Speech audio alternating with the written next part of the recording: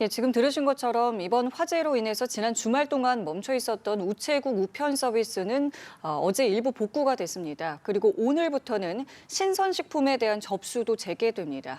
또 일시적으로 현금으로만 할 수 있던 소포상자 신용카드 구매 역시 가능해졌는데요. 이번에는 우체국에 나가 있는 취재기자 연결해서 계속해서 관련 내용 짚어보겠습니다. 문영민 기자 나와주시죠.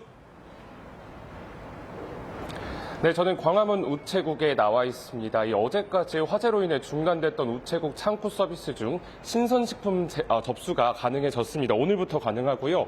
어제 일부 재개된 우편 서비스 가운데 신선식품 접수가 포함되지 않아서 추석 명절용 선물을 보낼 수 없다는 불만이 제기돼 왔습니다. 우정사업본부는 배달 예고 및 배달 완료 문자 전송 시스템을 복구함으로써 신선식품 접수가 가능해졌다고 설명했습니다. 다만 배달 지연 가능성에 대해 동의해야만 이용할 수 있습니다. 아울러 일시적으로 현금으로만 할 수 있던 이 소포상자 신용카드 구매와 착불소포, 안심소포 접수도 할 수 있게 됐습니다. 또 간편 사전 접수도 재개돼 창구 이용자가 주소를 수기로 다시 작성하는 불편도 해소될 걸로 보입니다.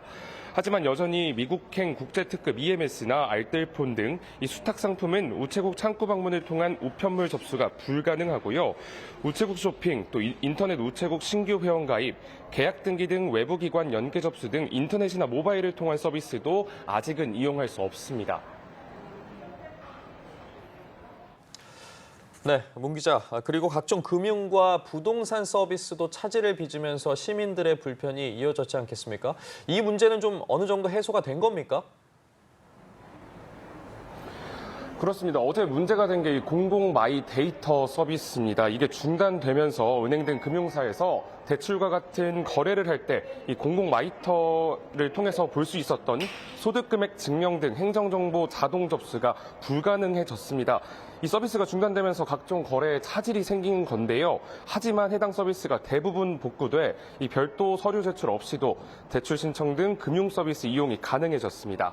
다만 주민등록증 진위 확인 서비스는 여전히 중단된 상태입니다. 이를 활용한 은행과 증권사 등 금융권 비대면 앱 계좌 개설은 어렵습니다.